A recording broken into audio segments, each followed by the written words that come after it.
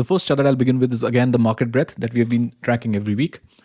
So this is for the entire market, and this is as of 2:30 p.m. on Friday. So number of stocks above 50 DMA is 37. Some improvement has happened, but it is still too little to draw any conclusion with respect to where we are in terms of overall cycle. The number of stocks above 200 DMA is 39%, which is again not healthy. And within Nifty 500, number of stocks above 200 DMA is 38%. Now, as of recording, I'm seeing the market is again beginning to pull back. And while Nifty 500 candle was good for the day, I'm seeing some hint of selling coming in. So it's entirely possible that by the time we hit 330, entire gains will be wiped out, because that has been the nature of market and it is largely attributed to poor breadth. The next breadth chart is of leaders in the market. Now, this leaders includes PSU banks, banks overall, financial services, capital market, some defense pockets that are strong, auto components, mainly two-wheelers, metals, commodities. So this particular section remains in a strong bull market. And within this, if you see 75% stocks belonging to all these sectors are above 50 DMA. About 81% stocks are above 100 DMA. And about 85% stocks are well above 200 DMA. So within the leadership group, more than 75% stocks are consistently trading above the 50 and 100 DMA mark. This is not a coincidence. This is market telling you where to pay attention. For instance, if you look at auto as a pocket is pulling back. Today you're seeing metal is also pulling back. So rotation is happening within these stronger names.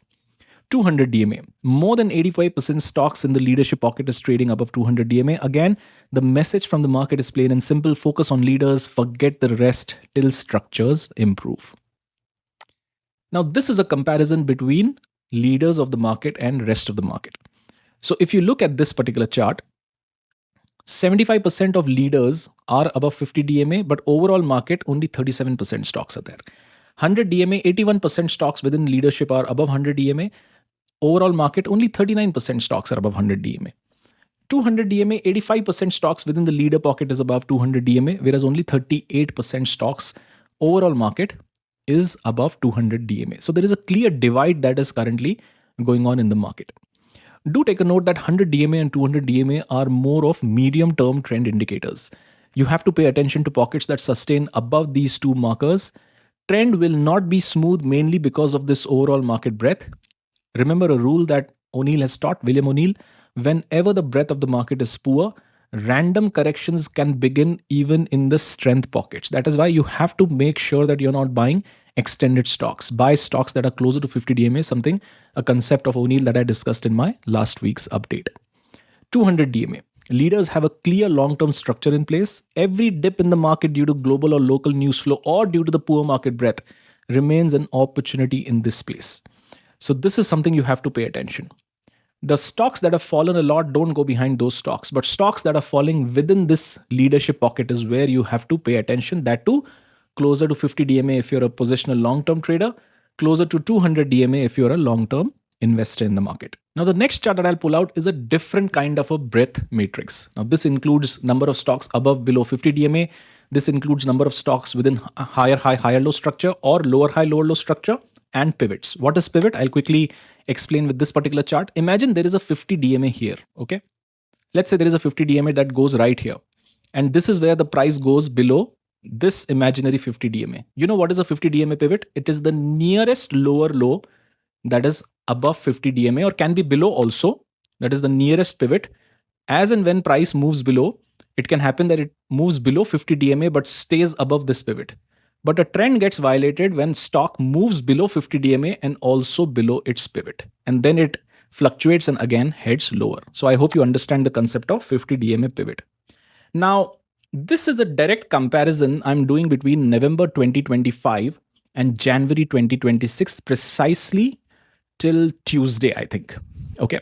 So rank A, B, C, D means, rank A means number of stocks that are in clear higher high, higher low structure that are above 50 DMA, that are above 50 DMA pivot. Rank B means stocks that are in higher high, higher low structure and are above pivot, but are very close to 50 DMA, can go up or down. Rank C means stocks that are in lower high, lower low structure, below 50 DMA, but still above 50 DMA pivot.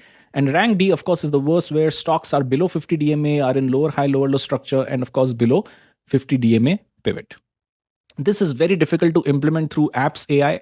If you find some app doing it, I can tell you 100% they can't get the lower high, higher low kind of structures correct. So don't rely on apps. Do this exercise once a week on Nifty 500. There are just 500 stocks within Nifty 500 index. If you want to make a lot of money in stock market, you have to work hard. It is plain and simple. That is how it is. So in November 2025, there were 624 stocks that were in rank A category.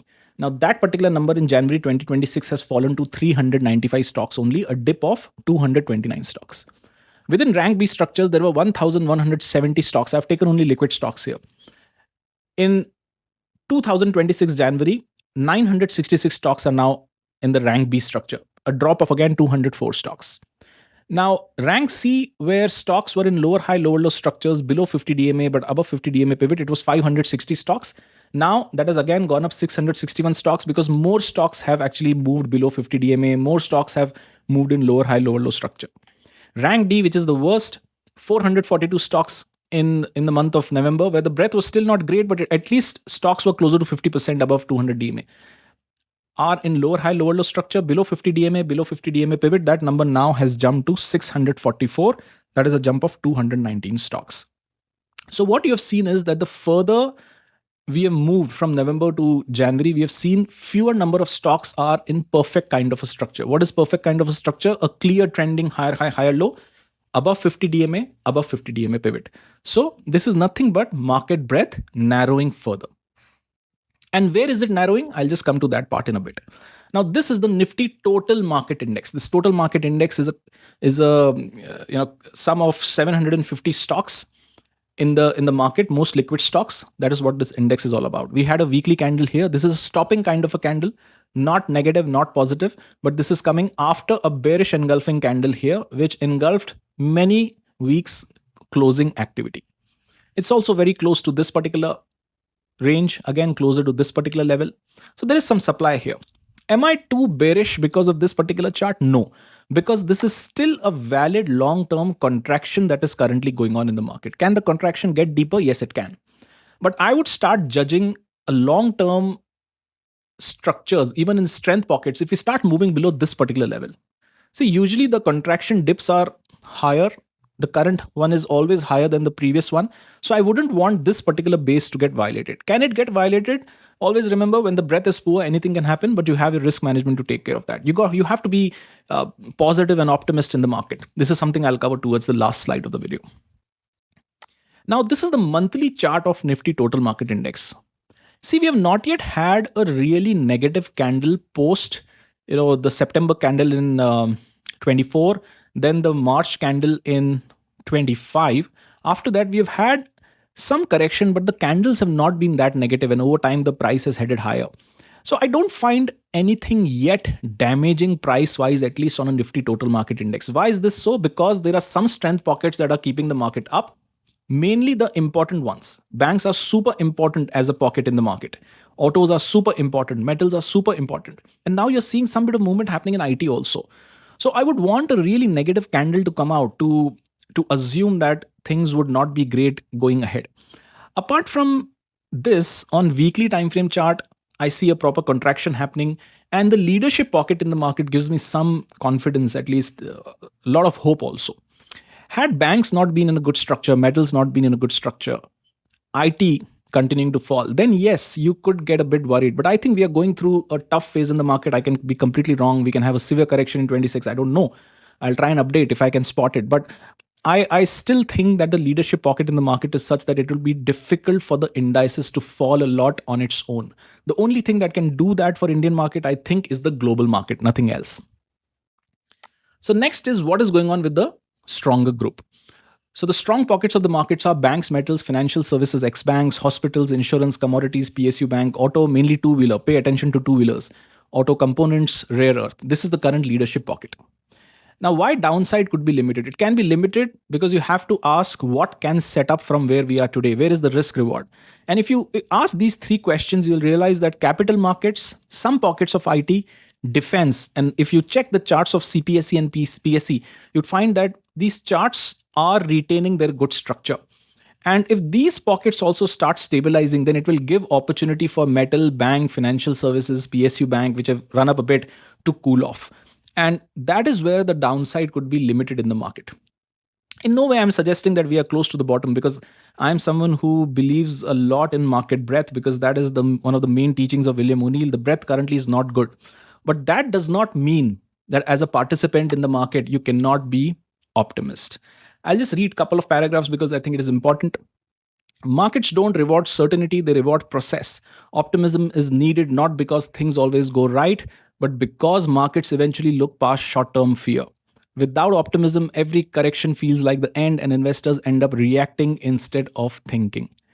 Risk is uncomfortable, but it becomes manageable when rules are in place. That is why I keep telling you, downside you will have to protect, upside takes care of itself. If your downside is controlled, then there's no need to panic when prices swing. Reversals in equities can be fast and unforgiving. What I mean by this, let's say the government decides to come out with something amazing for capital markets. Markets will move up before you can catch them. And that is why the truth is simple in the market. If you are not around during the tough phase, you won't be around when the good phase begins either. All right. So I'll see you guys next week. Take care. Be safe. The platform is not going to recommend my videos to you. If you want to watch, you'll have to hit the notification icon. All right. So thanks for watching. Take care and be safe.